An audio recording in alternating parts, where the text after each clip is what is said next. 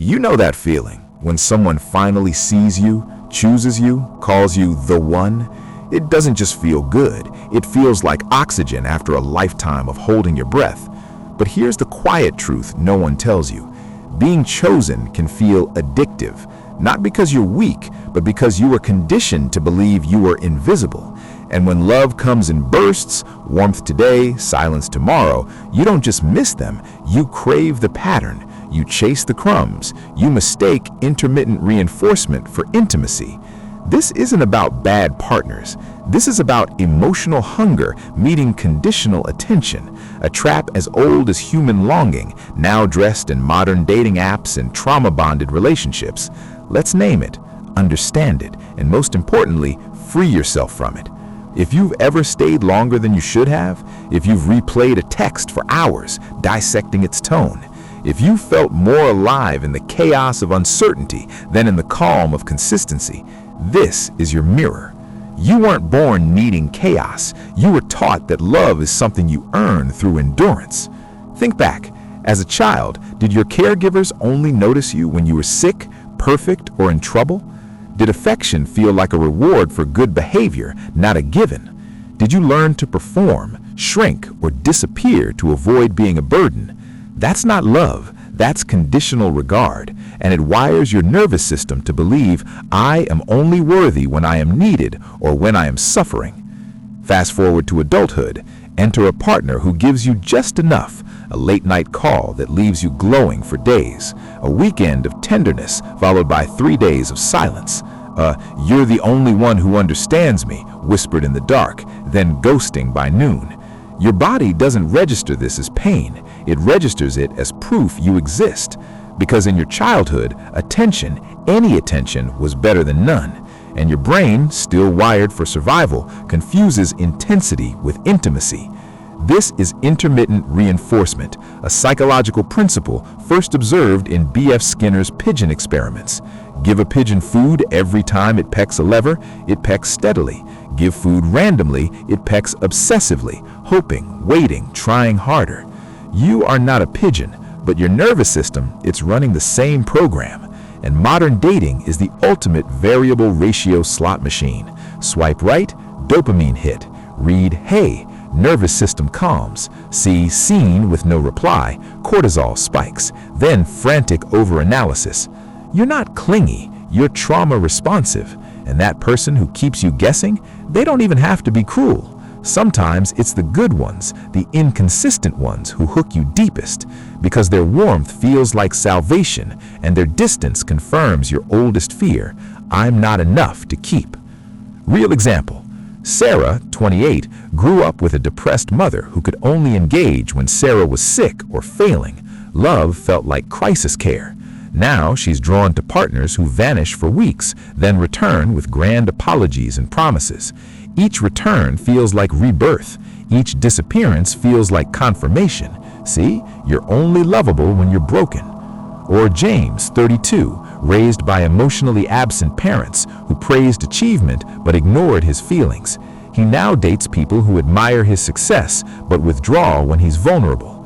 He interprets their withdrawal as rejection of his weakness, not their own limitation. So he hides his pain and clings harder to their praise. This isn't love. This is repetition compulsion, Freud's term for unconsciously recreating childhood dynamics in an attempt to master them. But you can't heal a wound by reopening it. And here's the hard truth. Intermittent reinforcement creates stronger bonds than consistent love. Why? Because the brain releases more dopamine in anticipation of reward than in its receipt. You're not addicted to them. You're addicted to the hope they dangle. But hope without reliability is just another form of abandonment. So how do you break the cycle? First, grieve the childhood you didn't have. Grieve the parent who couldn't see you. Grieve the safety you never knew.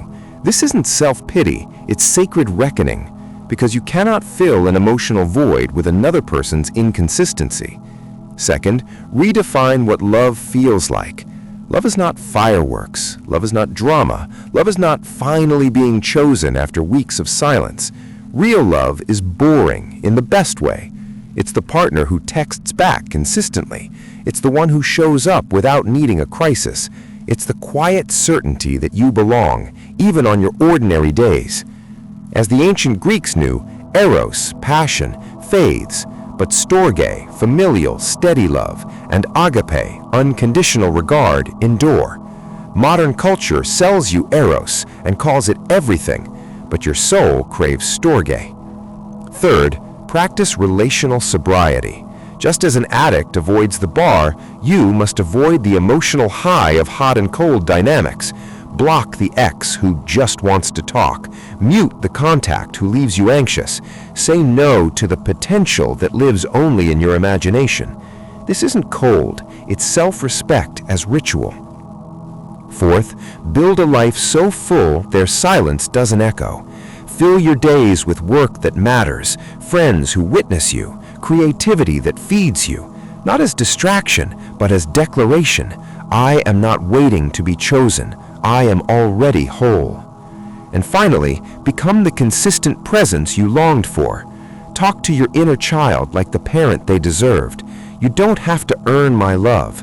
You don't have to perform. You are seen. You are safe. You belong exactly as you are.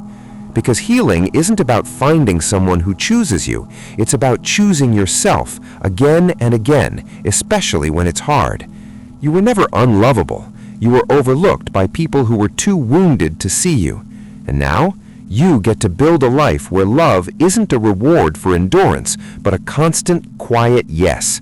So, the next time someone offers you crumbs, remember, you are not a beggar. You are a feast, and you deserve a table where your seat is always set, not just when it's convenient for someone else to notice you're there. You are not broken for wanting to be chosen, but your healing begins the day you realize you were never lost. You were always worthy. And real love doesn't keep you guessing. It gives you peace. And that knowing, it doesn't come all at once. It seeps in slowly, like dawn after a long night, like a breath you didn't realize you were holding. You might still flinch when someone shows up without warning. You might still brace for the withdrawal after intimacy. But now you notice it, you name it, you don't let it steer, because you've learned the difference between love and longing, between being chosen and being used as a mirror for someone else's healing. Real belonging doesn't leave you exhausted, it leaves you expanded. It doesn't demand you hide your edges to fit their frame. It says, bring your full shape, we'll build a new frame together. This is the quiet revolution, choosing yourself, not as a last resort, but as your first loyalty. And in that choice, you stop waiting for permission to exist. You stop measuring your worth in replies, in likes, in how long they can tolerate your truth. You begin to live from the inside out, not to be seen, but because you finally see yourself. And when you do, the right people don't just notice you, they recognize you. Not the version you polished for safety, but the raw, real, unedited soul beneath. They don't ask you to explain your depth. They bring a lantern and say, I'd like to walk with you in it. That's the love worth waiting for. Not the one that keeps you guessing, but the one that lets you rest. So keep going, not because you're broken, but because you're becoming. And every time you choose peace over chaos, clarity over confusion, yourself over the ghost of what you thought you needed, you are not losing love. You are finally making space for the real thing. The kind that doesn't need drama to prove it's alive. The kind that grows in the quiet. The kind that stays. You are not behind. You are not too much. You are not too late. You are exactly where you need to be. And that freedom, it doesn't look like fireworks. It looks like sleeping through the night without checking your phone. It looks like saying no and not rehearsing the fallout in your head for days. It looks like believing, really believing, that your presence is a gift, not a burden to be managed. If you grew up making yourself small to be loved, this will feel like rebellion, because it is. Every time you choose your peace over their chaos, you are not walking away from love, you are walking toward yourself. And the world needs the version of you that isn't fractured by fear, that isn't editing her truth to keep others comfortable, that isn't apologizing for taking up space. You were never meant to be a whisper. You were meant to be a voice, clear, steady, unafraid. So let the old patterns fall. Let the ghosts of almost and if only dissolve. You don't need to win back someone who only loved you in pieces. You need to come home to the wholeness you never lost. You just forgot you carried it. And as you do, you'll attract people who don't just tolerate your light. They're drawn to it. Not because you're perfect, but because you're real. And real love doesn't flinch at your humanity. It meets it with its own. So keep choosing the quiet. Keep honoring your rhythm. Keep building a life where your worth isn't negotiated. It's assumed. Because you are not waiting to be chosen. You already are. By yourself. By life.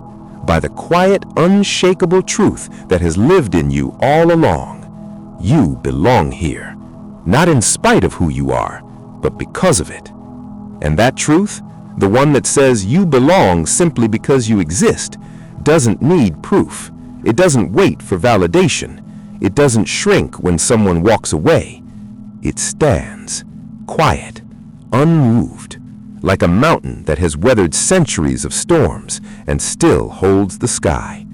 You are that mountain, not because you're unfeeling, but because you've learned to root yourself in something deeper than someone else's attention.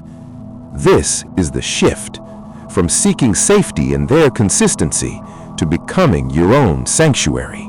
And it starts with a single decision, repeated daily, to trust yourself more than you fear their absence. Because the greatest act of self-love isn't grand, it's ordinary. It's choosing your peace over their drama. It's leaving the conversation that leaves you feeling smaller. It's not replying to the text that makes your stomach drop, not out of spite, but out of self-respect. It's understanding that silence isn't rejection, it's space. And space is where you finally hear your own voice again. If you spent years bending yourself into shapes that pleased others, this will feel unfamiliar, almost selfish. But it's not selfish to stop bleeding for people who only notice you when you're wounded. It's survival. It's sanity. It's the quiet courage of saying, I will no longer confuse being needed with being loved. Because you can be needed without being seen. You can be used without being valued. But real love sees you, not the version you curated for safety, but the raw, unfiltered truth beneath, and says, stay, all of you. That kind of love doesn't ask you to shrink. It asks you to expand, to take up room, to speak even when your voice shakes, to rest even when the world demands performance. And the beautiful paradox? The more you choose yourself, the more you become available to real connection, not because you're chasing it, but because you're no longer hiding from it. You stop attracting people who want you in pieces and start drawing those who honor your wholeness, not because you changed who you are, but because you stopped apologizing for it. This is how you heal, not by fixing yourself to be lovable, but by realizing you always were. Your sensitivity isn't a flaw, it's your radar for truth. Your depth isn't too much, it's the well from which real intimacy flows. Your boundaries aren't walls, they're the gates to your inner world, and you get to decide who walks through them. So guard them fiercely, not out of fear, but out of reverence for the sacred space you've reclaimed. And when doubt creeps in, as it will, don't fight it. Sit with it. Ask it gently, what are you trying to protect me from? And then answer with kindness, I see you, but I'm safe now. I'm not that child anymore. I am the adult who gets to choose what stays and what finally leaves. Let go of the relationships that feel like negotiations. Let go of the hope that they'll someday see you. They see you. They've just chosen not to stay. And that's not your failure. It's their limit. Your job isn't to convince them of your worth. Your job is to live from it. Every day, in small, quiet ways. Wearing the color that makes your soul hum. Saying, I don't know, instead of guessing what they want to hear. walking away from the table where your truth is a punchline, choosing the friend who celebrates your joy over the one who only shows up for your pain. This is how you rebuild, not with grand declarations, but with daily acts of loyalty to yourself. And as you do, you'll notice something shift. The chaos loses its grip. The silence no longer terrifies you. You stop scanning rooms for danger and start feeling at home in your own skin. Because you are home. Not in someone else's approval, but in your own unwavering presence. You don't need to be chosen to be whole. You are whole, and that wholeness is what makes your love so powerful. Not because you're perfect, but because you're real. And real love doesn't need perfection. It needs presence. So keep going, even when it's hard, even when old wounds ache, even when the world tries to shrink you again. Stand in your truth, speak your need, rest without guilt, create without apology, love without erasing yourself. You are not behind. You are not too much. You are not too late.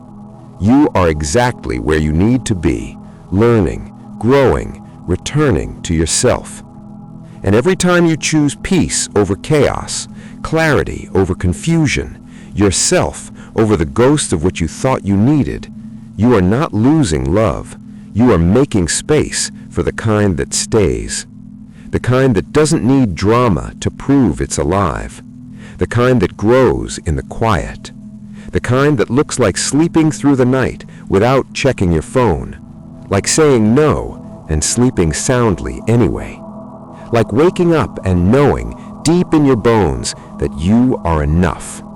Not because someone said so, but because you finally believe it. This is how it ends. Not with a bang, but with a breath. The kind you take when you finally stop holding yourself hostage to someone else's inconsistency. You stop waiting for the text that never comes. You stop rehearsing the conversation that will never happen. You stop measuring your worth in moments of their attention like coins in an empty jar. Because you've learned the quiet truth. Love shouldn't leave you exhausted. It shouldn't make you question your memory, your intuition, your right to exist without conditions. Real love doesn't keep you guessing. It doesn't require you to earn your place at the table through silence, sacrifice, or self-erasure. It simply sets a place for you and leaves it there, even on the days you doubt you deserve it. And on those days, and there will still be some, you don't reach for them. You reach for yourself. You make tea. You walk barefoot on grass. You reread the journal entry where you named your truth and refused to apologize for it.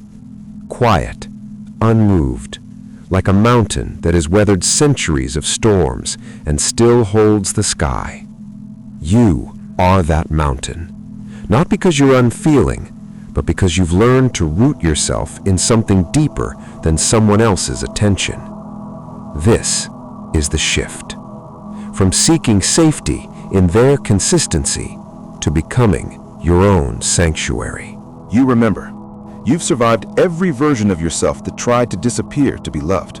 And the one that's left, she's the one worth staying for. This isn't the end of love. It's the beginning of loving well, yourself first, so you can love others without losing your center.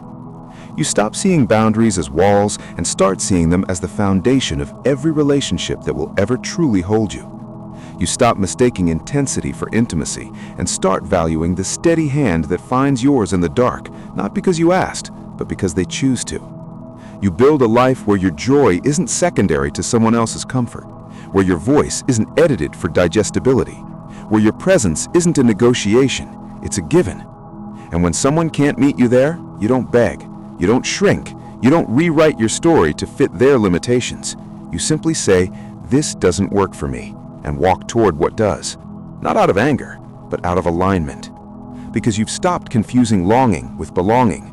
You've stopped believing that pain means passion. You've stopped letting your past dictate your future.